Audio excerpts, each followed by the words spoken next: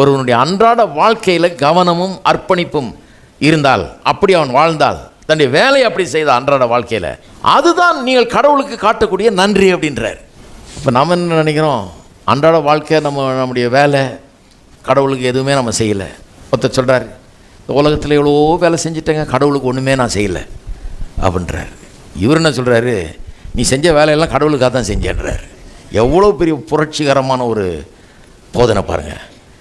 ஜனம் என்ன நினைக்கிறாங்க, நான் என்னங்க, நான் ஏதோ வேலையை செஞ்சேன், என் ப்ரொஃபஷன் இது, செஞ்சு செஞ்சு செஞ்சு டெய்லி அதுக்கே 10-12 மணி நேரம் ஆகிடுது, எங்கே ஊழியம் செய்யுது, கடவுளுக்காக நான் என்ன செஞ்சேன், கடவுளுக்காக நான் ஒன்றுமே செய்யலைன்றாங்க. கேள்வினை கேட்டிங்கன்னா அவர் என்ன சொல்கிறாரு, நீ 10-12 மணி நேரம் டெய்லி கடவுளுக்காக தான் வேலை செஞ்சேன்.